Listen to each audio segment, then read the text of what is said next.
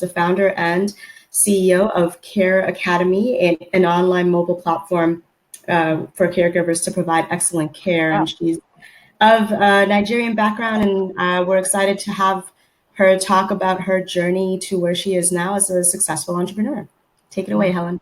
Thanks so much. I appreciate it, Hethel. And thank you so much for having me. I'm super excited to talk about my journey into entrepreneurship. And so I think it always helps to define, what is an entrepreneur? I think, folks may be familiar with shows like Shark Tank and with like the Mark Zuckerbergs of the world, and people think about Steve Jobs. But I define an entrepreneur as someone who is just really excited to build something and then takes the steps to building that, making something happen, right? So whether it is, I think you can be an entrepreneur of different types.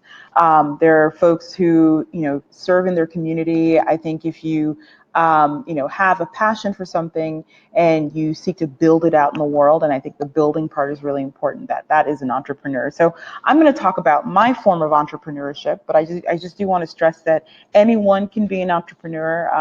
I think that it's really important, just thinking about what an entrepreneur is, see that in yourselves. And I certainly, it took me a while to see that in myself as well. So I'm happy to really talk about my journey into entrepreneurship. So I will go into this next one. So just a quick overview of my own background. As Hethel mentioned, my family is from Nigeria. I am Nigerian American. My parents came to the U.S. and they came to college. The school, historically Black college university called Fisk University. And I was born in Nashville, Tennessee. Right after I was born, we moved on back to Nigeria, and we spent a lot of time there, just connecting with family, being with family. My dad started a company, so I am actually a third, fourth generation entrepreneur, actually, because all of my all of my grandparents before me had some sort of entrepreneurial traits. And so I think that sometimes it's important to see that also when you're setting out to do something, sometimes there are key examples in our own histories as to, how we kind of got there, right? So my grandparents sold clothes, they, sold goods overseas. And that's really my first taste of entrepreneurship, is learning through my dad and through my grandparents and other folks. My, grandfather has a series of gas stations in Nigeria. And so I'm a multi-generation, come from a really great legacy of folks who also do this. I graduated from the International Baccalaureate program. If you come from an immigrant family, your parents talk about school a lot. I imagine that some of the folks out there as well. So my parents always stressed the importance of education, starting out really young. We went to a public school, but I was really fortunate to be involved in the International Baccalaureate program, and so had exposure to entrepreneurial thinking. And what I mean by entrepreneurial thinking is just being really, really curious and going deep down and digging into why, right? A lot of my time as an entrepreneur is spent thinking about, why do we do things a certain way? Why couldn't we do them another way? And so that's just what I mean by entrepreneurial thinking. And I think the IB program, or if you have in your high school an AP program, anything that allows for you to kind of ask the questions why, that is, I think, the first step in being an entrepreneur, is asking, why do we do certain things a certain way, and making sure that you're involved in programs like that. So I graduated from college in Indiana called the University of Notre Dame. Go Irish. Is a great school to keep practicing entrepreneurship. I got really involved in my college, and so was the president of the College Democrats, and I worked as a caregiver, and so I was also working as many hours as I could, just to also pay my way through college, because college can be expensive. And then after I graduated, I became a teacher with Teach for America. I taught high school students, and it was just a really great way to take a lot of the things that I admired about my own high school education and bring that to my students. I learned a ton. And I always say that my students taught me probably just as much, if not more, than I taught them. But it really also was the spark of what is now Care Academy, the company that I run, because I wanted to ask questions around how do we educate students to do very important jobs without necessarily having to take the direct route through college. And so it's a lot of the questions that started in my brain and in my mind as I was working as a teacher in the classroom. So a lot of my own entrepreneurial questions came from my own for being a teacher. In 2008 to 2012, I got formal education, even more school. I attended the Harvard Graduate School of Education, got some exciting opportunities there, and I'll talk about that later. And then in 2012, while I was actually still in graduate school, formed a company called SitterCycle. And at that point, we were educating nannies, babysitters, and from that company, so that company really kind of went away, and we put that to the side. And then we began Care Academy. So Care Academy is educating caregivers of older adults. So really the same kind of thinking. And that's what's going to happen a lot when you're doing entrepreneurial thinking, is that you're going to have successes, you're going to have failures, but from every single one of those things you learn. And so SitterCycle became Care Academy, just from our learning that it was caregivers of older adults who had also worked with that needed more of the attention and more of the education. And so in 2017, we entered an accelerator, and I'll define what that is, but a business accelerator, and we ended up fundraising money from investors, talk a little bit about that process, and just to bring on our first employees. And so now we are a company that's raised almost about $4 million to date. We've worked with 30,000 caregivers and set to double that. And we have 15 full-time employees at Care Academy. So it's really exciting. It's been a great journey. It's always like this. And I think that, we talk a lot about success. In terms of success, for me, that means just being really enjoying the process of learning, because I learn every single day from every single person that works at our company. So I'll talk about that more too. I'm going to go next. There we go. So just even in terms of the pictures, I worked in homes as a caregiver, and I just had an idea to build something. I think that's the first part of entrepreneurship. It's the idea, but then the idea is maybe being an entrepreneur is 10% idea, 90% execution, if not more. Some people will even say 99%. So they had the idea. A lot of what Care Academy came from my own education background. My background as a caregiver, so those were things I was really, really passionate about. And I think that's also really important. I went through school, and it's an idea that stuck with me throughout school, had really great friends, and I took entrepreneurship classes, and I'll actually talk about the class that pushed me to start the company. And then we hired our first employees about 2 years ago. So I'm really proud of that. So in terms of what I do, so Care Academy has really changed over the years. And I think as an entrepreneur looking to grow something, I think people think about, oh, you're growing a company. And so is that like a company, anywhere else? And I think that's the first mistake people make. So when you're starting a startup essentially is defined as a very baby company that is trying to really grow really fast, right? And I think we're still in the stages of trying to grow really fast. And what that's called is something called product market fit, right? You've built a product, or you're looking to build a product, and you're looking to find the right people to buy it. And so it's like just connecting those key pieces. And that's what a startup essentially is. It's a baby company that's looking for product and then market and then fit. So when I started the company really pivoted in 2014, I was doing everything.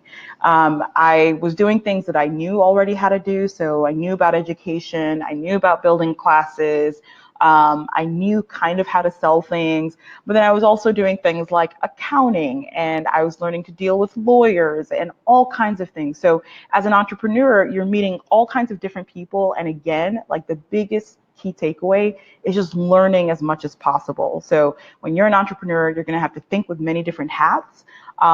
When we started out, I was wearing a lot of different hats. I wear even fewer hats now, but I'm still expected to kind of put on different hats on a day-to-day basis.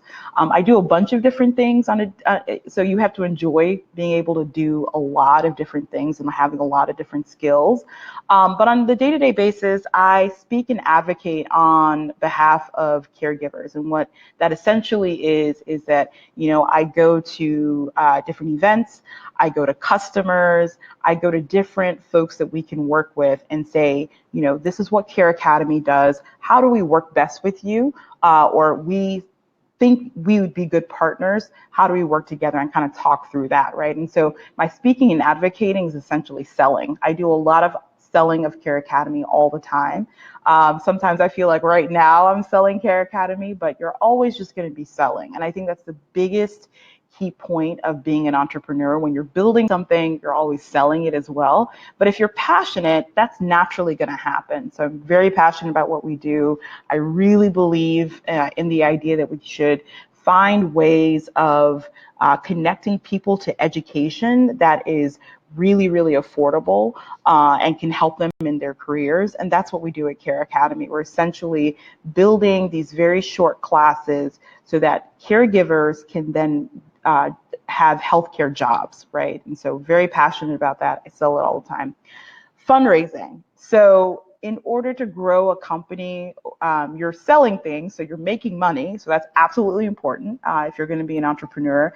But any entrepreneur needs to find a way to create some sustainability. And what I mean by that is making sure that, the business, the program stays alive. That can be a number of different ways depending on what you're building. But as an entrepreneur in my venture, and in my company, it's important that we make money already. So we make money by selling directly to home care agencies. And then I also fundraise, or I go to investors and I pitch them, just like Shark Tank, on investing in our business. So I pitch angel investors, I pitch VCs or venture capitalists, and I say, invest in Care Academy because this is what's going to happen. And I talk about that a lot. And that's something, when you get to a certain stage, that is something that you're always doing as an entrepreneur, is always talking about, selling your company, selling your idea, and telling the story so that you can make sure that it stays sustainable, or it keeps growing and it stays alive, right? So that's fundraising. And then forming partnerships, again, that's another type of selling. I feel like all of these happen to be essentially selling, but forming partnerships so that we can grow. So Care Academy this year in 2019, we grew out to about 30,000 caregivers or so last year. This year, we're looking to, get as close to about 100,000 caregivers served by December of this year. So that's a lot of growth. And that means learning how to sustain that and everything else, and who are the right partners to work with. These are some of our biggest partners right now. And with some of them, I started out having relationships with the people at those companies 2 years ago, right? And so part of our ability to sell is to connect with people and to learn about, what people need, right? So I have relationships across all three of these different logos that you see at companies who are raised millions and millions of dollars. It's just finding the one person or the two people who really believe in what we're doing and connecting with them, and they're all customers of Care Academy today. So a lot of my entrepreneurship activities essentially boils down to selling, talking to people about what we do, talking to investors about what we do, talking to customers and people who would like to join us about what we do, and really kind of getting them the product and making sure that there's that product market fit, right, and that we're able to work together. So how I got there, so what path did I take? I think as an entrepreneur, it's not necessarily, something you can go to school for, right? I think that there are a lot of entrepreneurship programs, and someone's gonna, say something to me about this, but I don't think that entrepreneurship is learned in school completely. I think in order to be an entrepreneur, and this is actually in my key takeaways, it's really a leap of faith and then also curiosity, right? If you're an entrepreneurship simply just to make money, it's hard, right? Sometimes it's harder than just making money. You have to be really hungry after a problem. For me, the problem that I really wanted to tackle were a couple things. One, having been a caregiver myself, I struggled with how to care for the people that I was trusted with, right? And so part of my the reason I'm so hungry and passionate about this is I want to help people learn what they need to learn in order to be better at their jobs, right? The other thing is I realized that college costs a lot of money and that everybody, it's expensive, right? So can we find ways of creating jobs for people without having to necessarily just go to school, or can you do something with school? That's another thing I'm passionate about. And all of those things are exactly what Care Academy does in providing our classes. And I had to practice, I had to meet people. And so these are the steps that I took that I think are really important, no matter what you're building, no matter what type of entrepreneur you are, whether you are building a non-for-profit or you're building a for-profit or a startup. These are the steps that I think are absolutely necessary. So the first thing is, yes, get some level of formal education. I think that it's important to practice entrepreneurship in different settings and learn about entrepreneurship, right? So in my graduate school class, we had, how to read a profit and loss sheet, right? And basically it's a sheet that tells you, how much money did you make, how much money did you spend? And that's really important if you're going to be running a company. And so those are things I learned in actual classes, right? But there's a lot more to do beyond that, but that's a really great place to start is, if you're going to be in school, take entrepreneurship classes, learn some of the basics because, you're hungry after skills. Learn them in school while you still can. So that's the first thing, because I realize a lot of you guys are still in school right now. So if you have an entrepreneurship club, if you have an entrepreneurship class, join those. I did that while I was in college and in high school, and just, be part of making something happen. The more you practice at building something, that makes you an entrepreneur already. So practice at building and all of those skills will come back, and school is the best place to start. Meetup. So I put the Meetup logo there. And so meetup.com is a website where you can really kind of network with other folks. But what I mean by networking is just basically finding people who care about you or care about what you're building or what your vision is. So when I was here in grad school, I would actually, after my classes, I would make a goal to go to at least 2 meetups per week. And those meetups would be either other entrepreneurs, either other, sometimes immigrants, sometimes women who were building different companies so I could hear their ideas and find ways to support them and they could support me. So networking or going to go find other people who care about the things you care about, and building your community is so important as an entrepreneur. And you should never see it as, oh, well, I'm bringing in this person so they can help me with my company. But that happens naturally when you're just meeting people. It's a wonderful way to just, build up your community, make new friends. So meet and network with people. And I will say this, it's also really important to get out of your community and build new types of community. The example that I'll give of that is that as a woman of color, I'm a Black woman.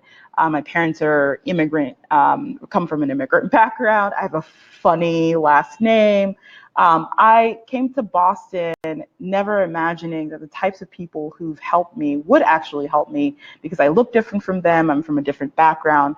But I also made a point, sometimes it made me really, really uncomfortable to meet people who didn't look like me, who didn't come from my background, who didn't speak like me, who were not from education. And some of those people are my closest friends today, and also people who deeply care about what we're doing. So I was really shocked by that. And so it's something that I learned, a little later than when you all are where you all are right now in your life. But sometimes you'd be surprised if you just kind of go outside of your comfort zone, or where the people who look like you, talk like you, people who are from your family, and go a little bit beyond that.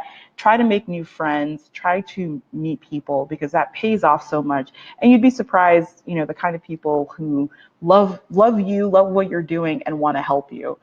So try to find ways to do that. I also work in relevant fields because I'm passionate about education. I'm passionate about adult education and workforce, and career development. I worked at Boston Public Schools doing almost the same thing that I'm doing right now, actually. So I got to practice entrepreneurship just like I did in school. I got to practice that at work. So as you're in school, find internships, find ways of connecting to people in your community, so you can work at organizations and really kind of take leadership and build something there. So there's so many opportunities, if you really thought about it, to build your community and to build as an entrepreneur in some way. So find those ways and really kind of step up with new ideas, and then take ownership. Go ahead and execute on those. The other thing is finding mentors. So the folks that I have here are Donna Levin, who is one of the co-founders of a really, really big company some of you may have heard of, called care.com. She's one of the founders. And the other person is Barbara Clark.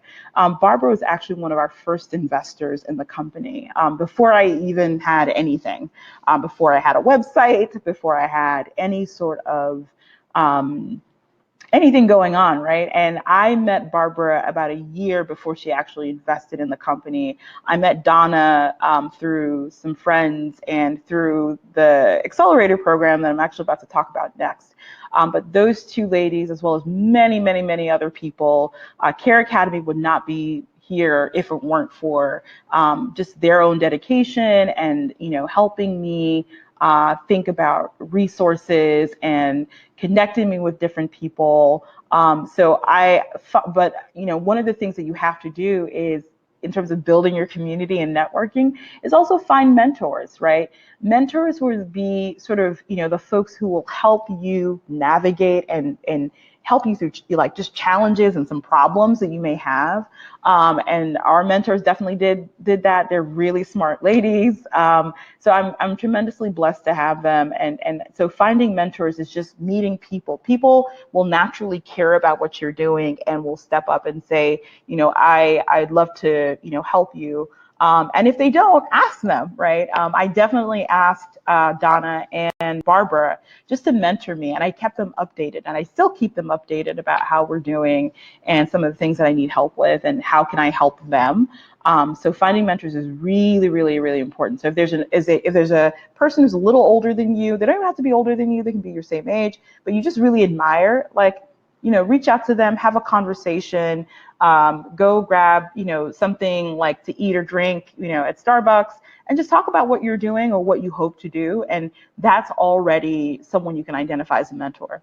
Accelerators and business programs. So I identified this earlier, but we went through a program called TechStars, and TechStars is a business accelerator. There are hundreds now all over the world, and it is a really, really shortened program, basically a school for entrepreneurship. So if you have an idea or you already have a business, you can go into a business accelerator, and what they're trying to do is accelerate or help you go faster in terms of what you're building. That's essentially what an accelerator is, exactly what it sounds like.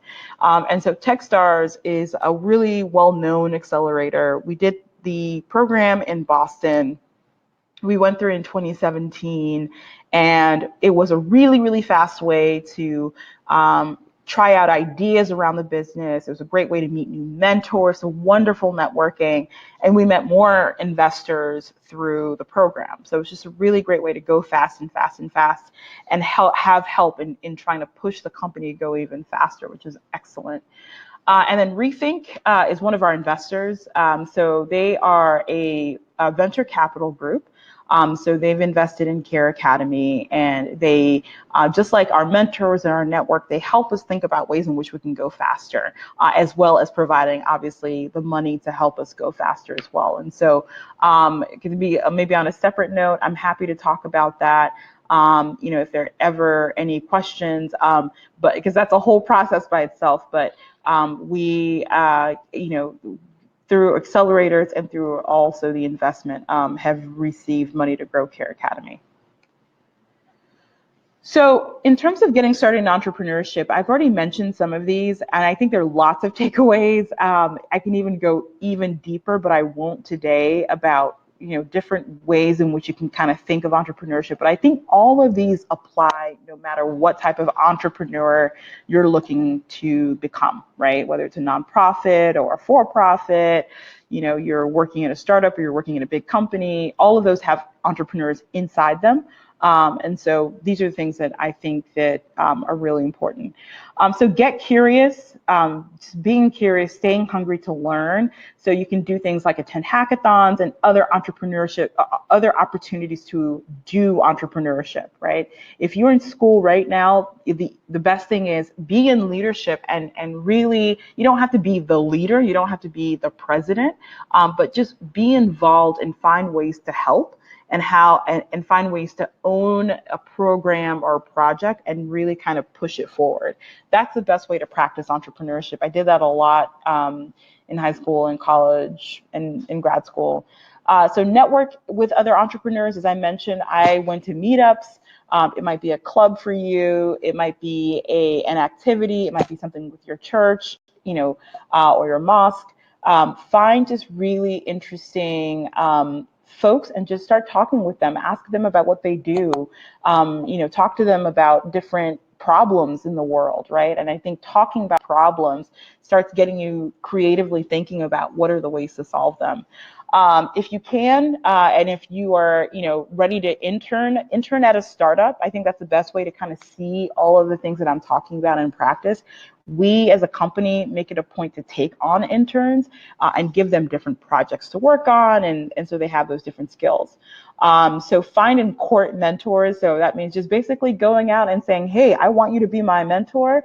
Obviously, you want someone who can give you time over the course of, a year or a couple months, or, over forever, right? So find people who can help provide you with some feedback, and can really just help you navigate and push you to doing your very best. That's what a mentor is. And then look for opportunities to be part of programs to support entrepreneurs. So that is, for me, it was a business accelerator, whether that's something at a local community college, type in entrepreneurship programs. There are camps now that help people think about entrepreneurship. I think a lot of people talk about coding. I will say one thing about that. I think coding is great, and learning technology skills is great, because that means you can create your own things. That's a great way to be entrepreneurial. And then also you could work at a startup. But I will say that if you're not necessarily a good coder, I know very, very little about coding. It's not a prerequisite to be a technology entrepreneur. I think entrepreneurial thinking and problem solving is actually really, really important as well. So learn coding if you want to try it out. I think it's important to maybe know a little bit of coding, but it's not necessary to become a technology entrepreneur. I've done it, and I didn't. I used Wix and a couple other things to build our website, so our first website. So it's not necessary, but it's definitely, if you want to try it out, be curious and go see what it's about. And then just do your homework. Entrepreneurship is about being hungry and finding information and being curious, right? So for all of your questions around, why do we do it a certain way? Why do we, take out the trash a certain way? Why do we, why do we do recycling a certain way? What are the problems when we think about global warming and some of the other challenges, and immigration, and, helping, for us, one of the key issues that we're facing, because a lot of caregivers are from immigrant backgrounds, like my own family, how do we help immigrants attain and get some of the knowledge that they need in order to start their jobs? So that's one of the things that we want to help solve, right? But asking those questions and doing your homework, and what I mean by that is just like find out how people and why people are doing things the way that they're doing them, and how maybe we can change that, or you can change that, is really important. And of course, take the leap of faith. I think the biggest thing that gets in the way of people being entrepreneurs is just a fear of failure, a fear of making something that's not good enough, right? And I'll tell you this right now, the first version of Care Academy's website was awful. I think we can always get better, but it was really, really, really, really bad. And I got to a point where, once I got over my fear, I didn't care, right? Because I knew that eventually it would be better and we would do all of those things. But someone told me something that changed my life. And it's simply that the most important thing as an entrepreneur is just to get started and to learn as you go, right? Because think about it, no one ever comes to school knowing everything, right? Your teachers didn't know everything. Your parents didn't know everything. But if we're willing to learn, though, it puts us at a better and better place over time. And so it's just a willingness to say, you know what, I'm going to try. And if I fail, if I mess up, then I've learned something, right? I've always learned something. If I succeed, I've learned something and I've succeeded.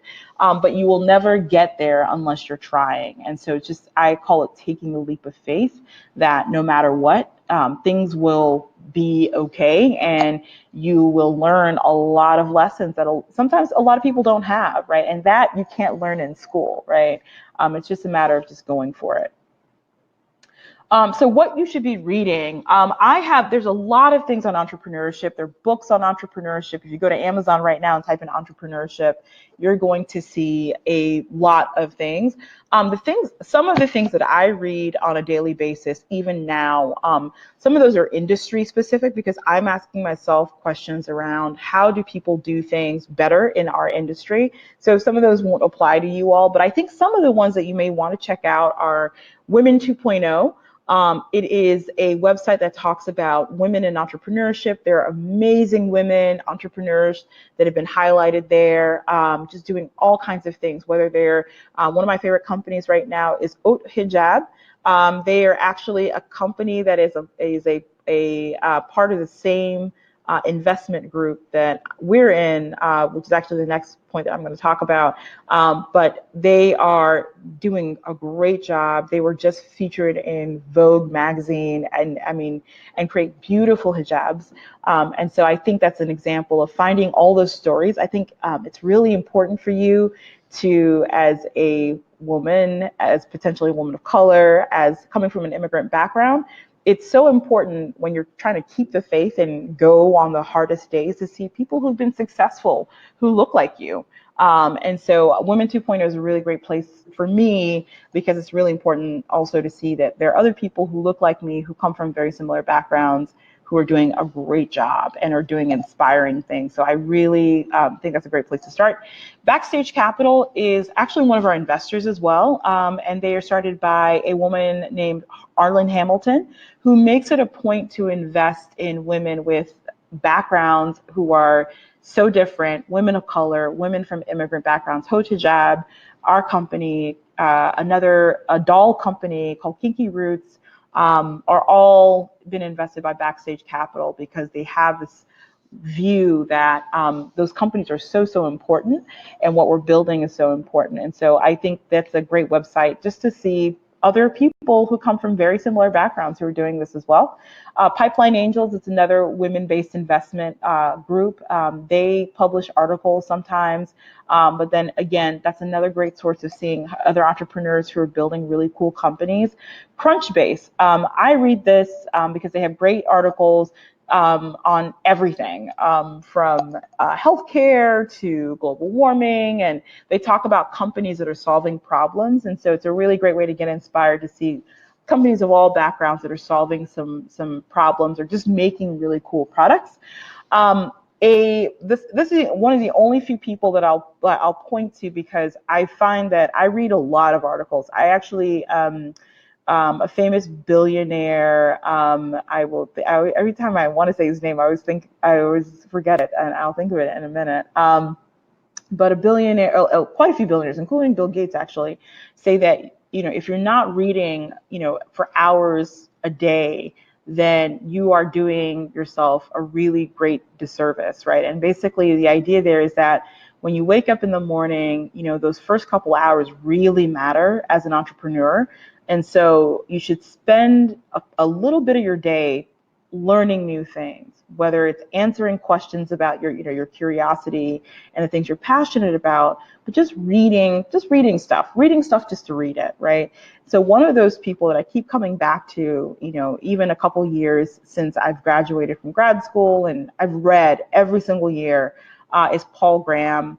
Paul Graham was the founder of Y Combinator. It's the same accelerator that Airbnb, Dropbox, some of the Twitch, if some of you guys love video games, came out of.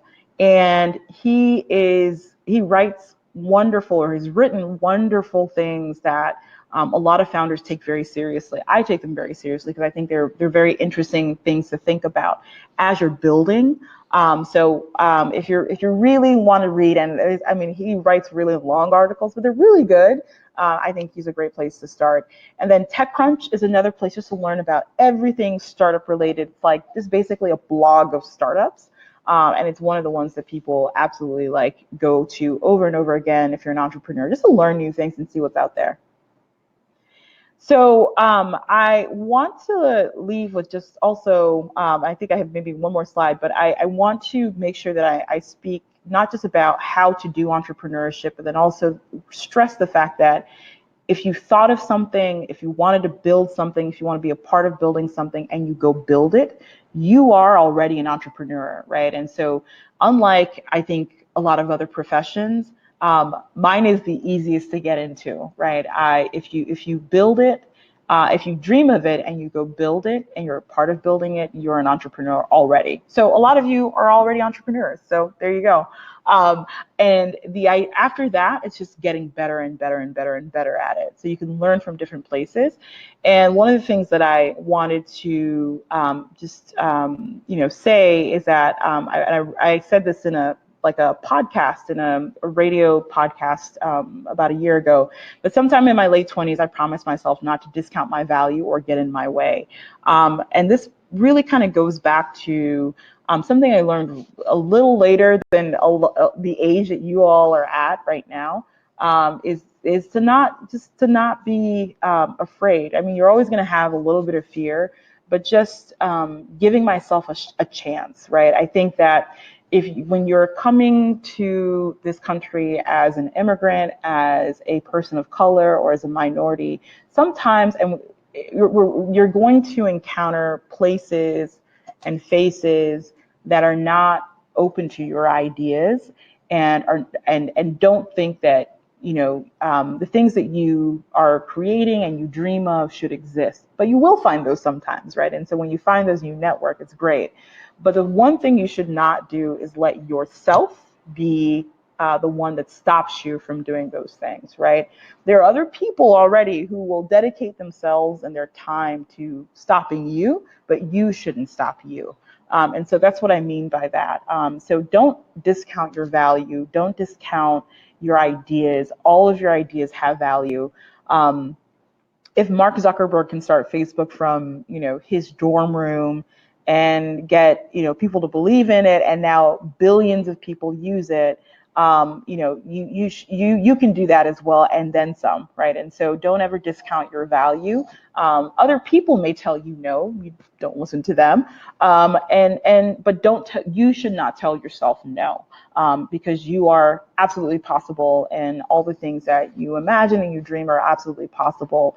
And so you just take the first steps in trying to build them, because that's what an entrepreneur does. And some key takeaways. Sorry about the misnumbering here, but before starting in entrepreneurship, just make sure you're passionate. I think passion does account for, the times it'll get hard. I will not tell you by any means that, there's days that I don't feel very successful, but we're learning and I'm growing, and that's what really mattered to me in this journey. So just make sure you're passionate about what you're building, and that will take you a long way. Keep learning new skills. I'm learning new skills all the time. I'm learning about new ideas. I either seek them out or learn them from other people, and I think that's absolutely key. And then people matter most. You'll notice that in a lot of my slides, I talk a lot about my relationships with people and creating and connecting with people in a really, really meaningful way. Those relationships have been so important in just, in providing encouragement, or providing yes, capital or money, and providing connections to other people. Just the other day, one of our mentors I met a year and a half, maybe 2 years ago, brought us to a really important conference that's helped us connect to a customer. So people are absolutely important, whether they become your employees, you work for them, they work for you. Life is long. Sometimes life is long. It's also short, but it's also long. So making sure that you connect with people and build relationships with people, because you never know. You absolutely don't ever know what's going to happen. So that is my last slide. And so if you want to reach out to me, reach out to helenadeosun@gmail.com. Happy to answer your questions. I may take 3 to 5 days to answer them. I apologize, but I will answer them and read all my emails. So with that said, Hethel, is there anything else? Yeah. Hey, great. Yes, thank you. I thought maybe we can take a couple of minutes to just talk a little bit more about your journey when you're younger. So in high school and in college, the kinds of classes that you might have taken, the kinds of skills or even the activities that you did while in high school and college that set you apart from the rest or helped you in the journey that you're at right now. Yeah, some of what I talked about earlier was really important for me. So I did the International Baccalaureate program in high school. I thought that was really important only because the biggest factor in I think being a good entrepreneur is asking first, what are problems you can solve, and International Baccalaureate and other programs, I'm sure of, and classes will help you focus on not just, history and reading, but also focus on how do you ask questions, why, right? Like, why do we do certain things a certain way? There was a class that I took in IB called Theory of Knowledge, and it will help you think critically or build your critical thinking skills. That is the really, really important skill that you need. I think it's even more important than just coding, right? Because you need to ask questions before you build anything. So that was really key. And then just getting involved. I got involved in politics in both my high school as well as in college. I joined clubs like College Democrats, and then also, led the College Democrats, eventually my junior and senior year. When I was in high school, I was in ROTC. And so ROTC focuses so much on building leadership and building leaders. And so was really grateful to be a part of that program. And so anything that has leadership in it, definitely look to get involved in those programs. I think that's absolutely key. And doing your best and learning how you can be better. No one comes together as a complete leader. So just getting involved and doing things really well and learning as much as possible in those organizations as well as those classes, I think is absolutely key. And that's something is a thing that I did in middle school and high school and in college, is just get involved in like clubs. Even if I was in cheerleading when I was in middle school, I was in, different things. That was also really important too. So, yeah. Yeah. So how did that experience of being a leader of the club even kind of, or how do you think it set the foundation for what you're doing now? Yeah, it taught me how to talk to people. It taught me how to see how we could do things better. It taught me how to like motivate folks on my team, motivate myself, and be accountable, because I think that's a big thing too in leadership, right? How do I set goals for the company, our company, or and work with other people to set goals with their companies, because I had to build myself as a leader and other people as leaders in my company as well. So I learned a lot of those in the clubs and activities I was involved with in like college and in high school, right? Is like, how do I, it's not just me going, you need to do this and you need to do that. That's not leadership. Leadership is literally, looking to solve problems, build up other people to be leaders. So that's a really big thing for me, and learning that, and really like in high school and college. And then, I practice that every day here, and I'm not perfect at it. I'm still learning, but the goal is to keep learning and to keep getting better. It's hard to imagine whether you were shy when you were younger, but Mm-hmm. what would you say to some of our girls who might not see themselves as leaders because of what they look like? They typically might see, even at the high school level, chapter club presidents, vice presidents being not representative of who they are. Mm-hmm. So how do they break out of their shell, or what are some things that you might have done, or what are some Oh recommendations yeah. for them to say, you know what, I can also be a leader at this young age? Absolutely. Great question. I was talking to someone the other day about something that I hadn't thought of that I did when I was really young. I when I was when I was actually in elementary school, one of the things my dad used to do, because my dad was in business and he wanted, his young girls to kind of learn different skills, is he'd bring home magazines, and he'd bring home magazines that of people who looked like us, who had like, he'd point out people with our last name or very similar last names who were doing really great stuff, right? My dad was the kind of person who'd like put us in a car and would, drive us out to really fancy communities and say, you can have that, right? If you like work really hard and you pay attention in school, and you build something. And then when I was 7 or 8, maybe, years old, there's this woman who is not a celebrity, is not a Rihanna or anything like that, but well, in the whole, like the world doesn't know her, but she was somebody who was really well known in like the corporate setting, because Kraft, like the folks that make like Kraft macaroni and cheese. So there was this CEO of that company. Her name is Ann Fudge. And Ann Fudge one of the first, was the first Black female CEOs of Kraft Foods. And then a little later, when I was like in high school, and in college, there's another woman, Ursula Burns, who's the CEO of Xerox. Those are big companies that I'm sure like you might have heard of or run into, right? And I put pictures of them on the wall. And I think the first thing to kind of really believing that it's possible for you is to see other people who look like you or who come from your backgrounds. And ever since then, I am now, you guys probably think I'm old. I'm 33 years old.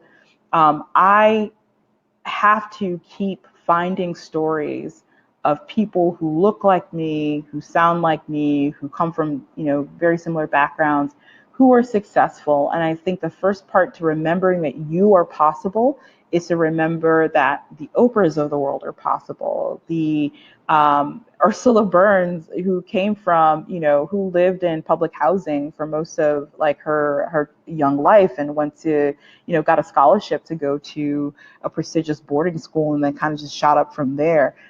She's possible, right? And she had to see someone else before her was possible. And so I think finding stories like that and keeping them close. I kept a picture of Ursula Burns and of and Fudge like near my bed, just to say that, someday I can do the same things that they're doing. I just thought of that fact very recently, and that was, but it sticks, right? All of those stories, I think finding stories sticks in your head.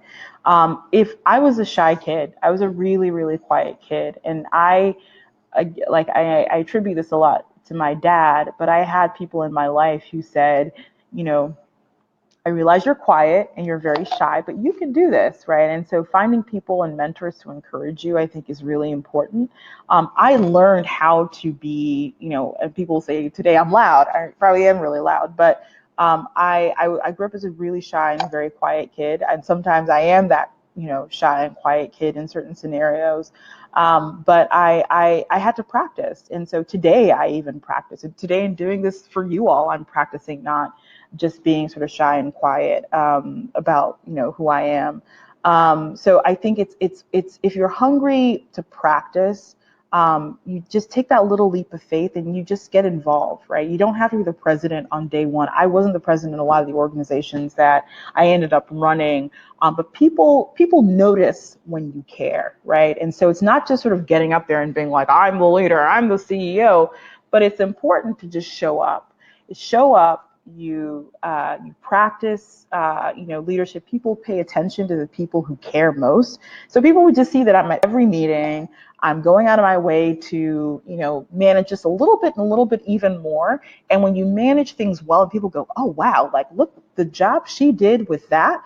People just will say, you should be running this. I think people recognize that. You don't ever have to stand up and say, I'm the leader, right? It's just doing it. And that's why I stress that entrepreneurship is about having ideas and then also doing them.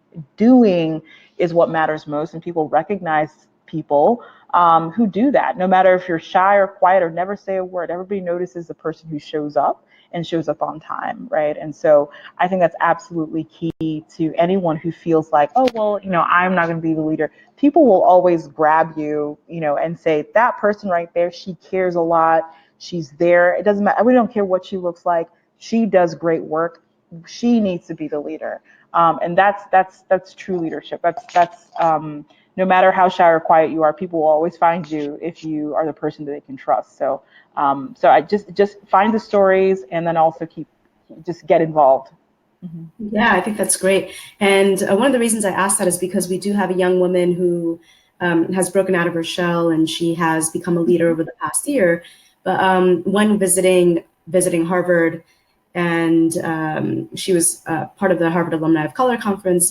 Despite all of that, she did see herself at Harvard, but at the end of the day, after reflecting, she felt that she still didn't belong on that campus because she didn't see herself represented enough on that campus. So what would you say to someone like that who is working hard to break out of her shell, her comfort zone, is someone who cares and is proving herself, but at the same time, a lot of these different contexts where we can get opportunities don't necessarily reflect our culture or what we look like? I completely agree. I can definitely commiserate because as I'm saying this to you all, I am often in settings. We just moved to this new workspace that's behind me. And, we brought the diversity essentially, right? Like I am the only Black founder. I'm the only female founder that is, in this space. And probably will be, for a while, unfortunately. But I maybe there are a couple things that I say to that, and I don't want to put her on the spot or if anything, but I imagine the world of people that I admired before starting Care Academy, right? The Ursula Burns, the Ann Fudge.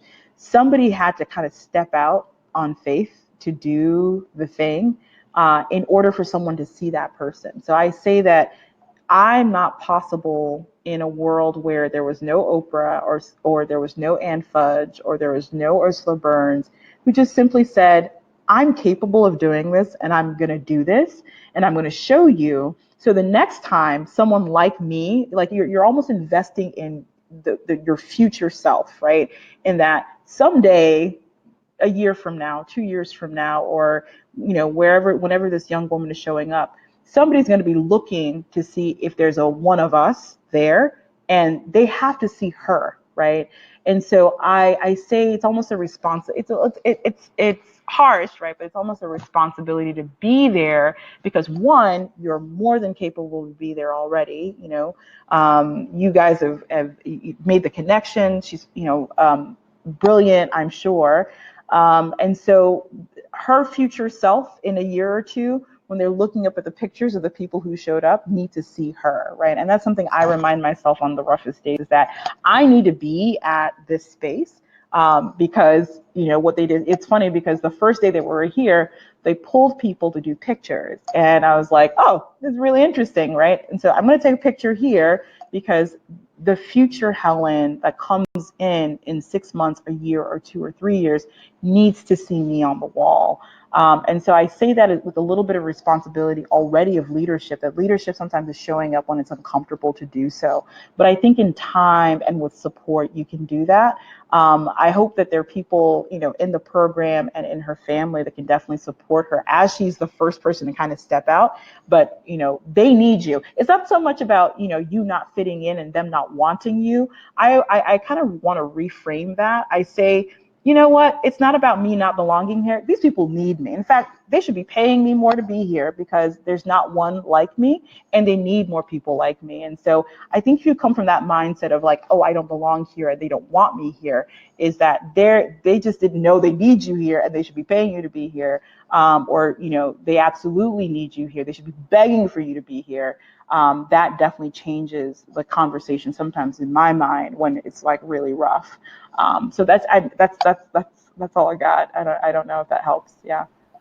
Yeah, I mean, that's exactly what we told her as well, that she needed to be the person who paved that path for others. And I think young women need to hear that. So again, just sometimes your shyness is a result of maybe feeling that your culture isn't represented. And so you feel that you don't have a space to speak. And part of our mission is to make sure that through women like you and through mentors that they work with, they do feel more confident in being of Nigerian background, being of Guyanese background, being of Indian background, and feel represented in whatever context, and can then say that I can be the pioneer if there aren't enough women or girls like me on this campus or in this particular club or whatever it may be. So I think that's great advice. And then just one last question I would ask is, you have these two wonderful mentors who you've credited here. I know you spoke about them at length. Is just, you know, upon notice, they're both women. So what are your thoughts on young women and getting mentors of either cultures or cross-cultural background or cross-gender mentors? Yeah. Oh, absolutely. I have a range of different mentors. I have, yes, like white male mentors, who one of our other first investors was a white man who saw me in a job 10 years before I started Care Academy, and, you know, remains a constant source of advice. And so I think it's important to have a cross section of different people as mentors. Anyone who believes in you, basically, like, you have to think of your life as a team. Build a team of people who can help you know, build you up, and then also, more importantly, believe in you, right? And so I was like, look, you know, it's important for me to have people who just believe in me, who believe in more importantly, about what we're trying to build here, and will support us in doing so, period. Because you'd be surprised. However, I intentionally put these women on the slide because I think it's also important to the point that I was making earlier about storytelling and finding and knowing stories of people who look like you, who've done the things that you're trying to do. I love things like, you know, Google just started doing it, but like on the Google homepage, you'll see different women and different people of color reflected, because they realize that something that small is sometimes really, really important, right? In shaping people's mindset about the value of different types of women, different types of immigrants, just different types of people. And then also reinforcing our own value as well. And so I have these ladies on because they are investors, they are mentors, they are people who run successful businesses that are much bigger than ours. And I made a point, you know, they're very busy, but they make a point of wanting to help people. And so I think everybody wants to help. Everybody knows what it's like to struggle or not feel supported or be the only one in the room, especially a woman in business. And so these ladies really stepped up and said, I will write the check. I will give you the time, I will give you the connections that make all the difference. And I'm forever grateful to these. They are two of many women in our corner, but I think they're really great examples of, you know, going to go find and reach out to people. And mentors will not always find you, right? That's the other thing I think to keep in mind. I think people have a view that mentors will say, I'm going to mentor you. I wish that were the case. It was more so chasing these folks. I had breakfast with Barbara at 7 a.m. in the morning, right? And the fact that, one, it was 7 a.m. and, you know, I actually, you don't have to do this, but I paid for breakfast just so she knew that I was looking for her to be a mentor. And that happened a year before she wrote a check as an investor, right? But it shows commitment. And so just finding people that you can show commitment to, that you want to talk to, you want to learn from, it's huge. And I mentor people right now too. So go find your mentors, go collect them. They're waiting for you. So yeah. And we provide the girls with mentors, actually. So That's perfect. The biggest takeaways for us is that they really should understand that mentors come in all forms and they meet different needs. And it's important for us to understand what those needs are so that we can then appropriately make those asks, but also keeping those communication lines open so that the mentors can help us. That's wonderful. Thank you so much. This was very helpful. Thank you. No, thank you for having me. Yes, it was something that all young people, both boys, girls, and young adults need to hear. So I think it's a fantastic topic. I appreciate it. The next speaker series is featuring Kim La. She's the co-founder of A2Q2, and she is a huge proponent of diversity. She has an incredible story of being a refugee and coming to America and just overcoming a number of different challenges to becoming a successful founder and entrepreneur. But amongst that, she just does wonderful things for diversity and women in general. So we're excited about that. And that's on February 23rd. You can register at bit.ly/Kimla. So we hope to see you there. And again, thank you so much, Helen, for joining us today and sharing your story. Thank you so much for having me. I appreciate it.